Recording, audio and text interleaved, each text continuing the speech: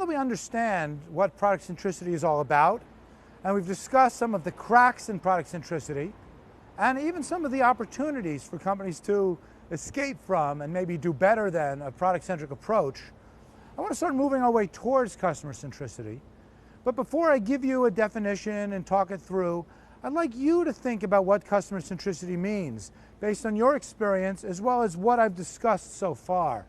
And so in order to do that, I want to work with a series of examples here. In fact, on this slide, you'll see the names of 4 very famous retailers. 3 of them operate on a global level, so Walmart, Apple, Starbucks, I'm sure most of you are familiar with them, and Nordstrom's, a high-end, very high-touch department store chain here in the US. If you're not familiar with them, not a big deal. I think you'll appreciate the story anyway. What I'd like you to do is take a moment and from your experience with, your perceptions of these firms, decide which of them would be highly customer-centric. So I want you to think about what customer centricity means in light of our discussion so far, and decide which of these could be one, could be all, could be none, up to you, would be above the bar in terms of customer centricity. So think about what customer centricity means and which of these firms qualify in that regard. Think about that for a second, and then I want to talk through all 4 of them. In my book, none of these firms are truly customer-centric.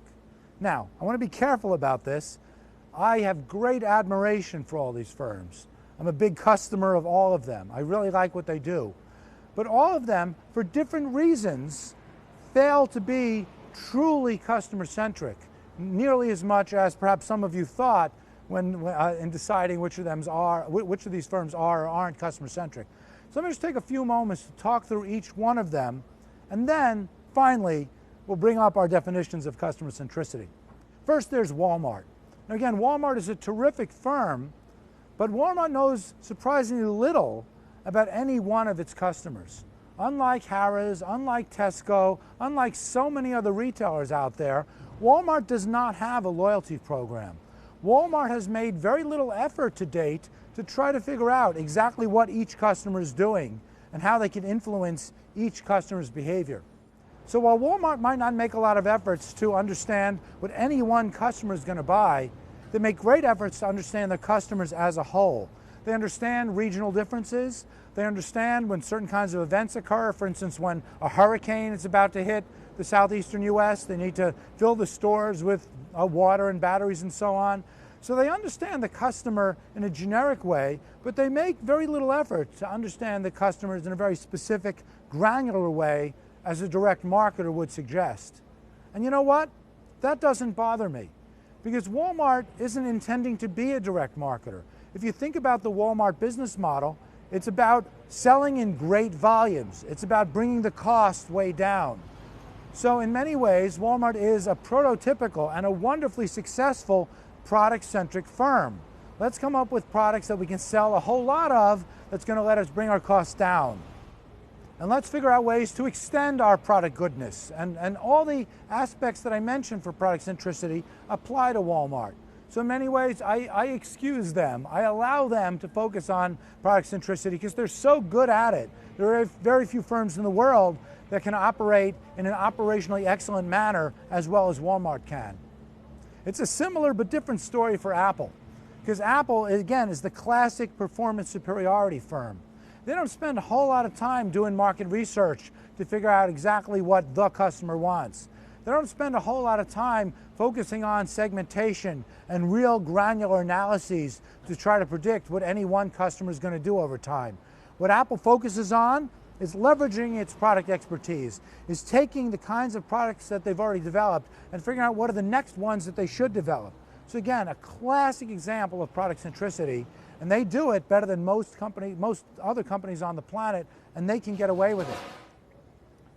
Now, while Walmart and Apple, for the most part, are focusing on doing product-centric things, operational excellence for Walmart, performance superiority for Apple, they are doing some smart things at the margin to understand their customers better. For instance, Walmart is spending a little bit more time developing technology that's not only going to help them learn about their customers, but be even more operationally efficient than they were before. So for instance, here in the US, they have a new program they call Scan and Go, a mobile app that lets people scan products as they move around the store, so as they check out, the whole scanning process happens much faster. It's a brilliant idea that lets them be more operationally excellent, but also lets them start tagging individual customers and tracking them over time. So they're starting to take on some more customer-centric initiatives without sacrificing the operational excellence. And Apple is also starting to do a number of things. Again, small initiatives, not driving the business, that are letting them understand their customers a little bit better. Whether it's tracking people's music preferences through iTunes, or some of the activities that they'll do in the Apple retail stores, slowly but surely, they're starting to develop a better understanding of their customers at a more granular level. And who knows, one day, if and when competition catches up and Apple can no longer be the product leader that they are, they could probably turn around and start to be a great customer-centric firm as well. But today, it's not quite as mission critical as it is for other firms. The third company on our list, Starbucks, is a very interesting contradiction. At a local level, Starbucks, or any coffee retailer, is very, very customer-centric. The barista, the person on the other side of the counter, the person who makes your coffee, knows a lot about you if you're a regular customer.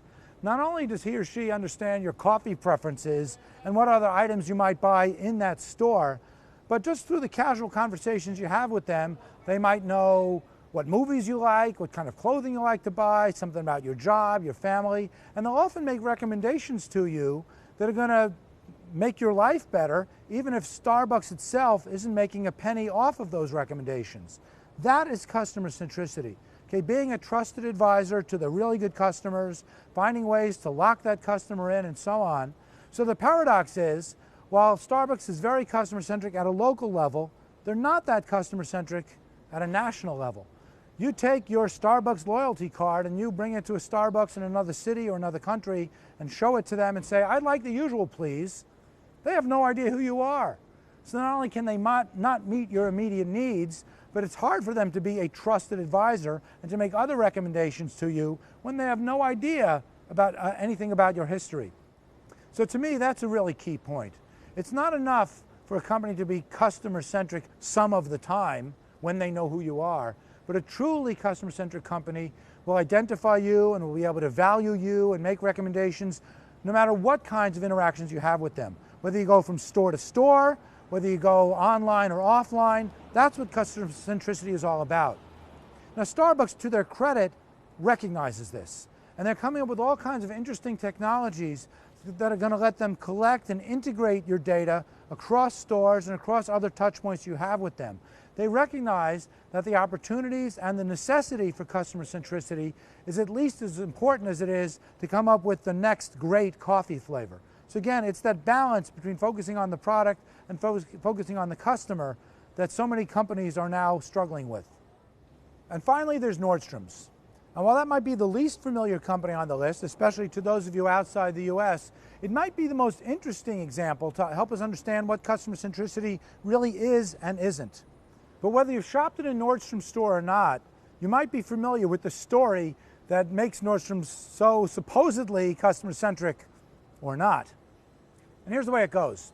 Nordstrom's a high-end department store. They sell clothing, shoes, and so on. One thing they don't sell is tires. Yet, one day, someone walked into a Nordstrom store, supposedly in Fairbanks, Alaska, and wanted to return a set of tires that obviously they could not have bought at Nordstrom's. Perhaps there was a tire store at that location before Nordstrom's opened shop. And Nordstrom's, being so incredibly customer-centric, gave them the money back for tires that they didn't buy at Nordstrom's. Now, is that customer centricity or what? I like to say, or what? If you think about it for a minute, is that really customer-centric, or is it actually kind of stupid? Does it make sense to give someone money back for a product that they couldn't possibly have bought from you? For me, I say, most of the time, it's probably a bad idea to do that. And the question is, under what circumstances would it be a good idea to do that? Think about that for a second. When would it make sense to give someone money back for a product that they couldn't have possibly bought from you? When would it make sense? And here's the answer. If that customer is incredibly valuable to you, and I'm talking about future value, I'm talking about the fact that we expect this customer to be buying so much from us in the future that if we don't give them money back for the tires that they thought they bought from us, if we don't give them the money back today, we're going to lose that value. If that's the case, we'll happily give you the money back for the tires that you didn't buy. Maybe we'll double the money back, who knows? So it all depends on the value of the customer, the future value, the lifetime value of the customer. If that's sufficiently high, then we'll roll out the red carpet for you. And if it's not, and for most customers it wouldn't be, then we would politely decline. We might still be nice to you, of course, but we're not going to give you money back if we don't see the value in it. And that's the problem with Nordstrom's. Nordstrom's offers such wonderful service. They treat everybody so incredibly well, regardless of the value of that customer. And that's the problem with Nordstrom's, is that because they fail to focus on figuring out the future value of each and every customer, they're just going to treat everybody really well. And there's a lot to be said for that. It's a wonderful company. I like knowing that when I go in there I'm going to be treated really well. But I think that they're missing some opportunities by picking and choosing a little bit more. In the old days it was impossible to do that. But today Nordstrom's, like every other retailer, has the capability to collect the data and use technology to do a little bit more targeting and a little bit more selection to figure out who is worth the extra special treatment and who doesn't necessarily deserve it. So to me, the Nordstrom example is a great example of where product and customer centricity collide. And what I want to do now is to start focusing more on what customer centricity really means. And that's what we're going to do next.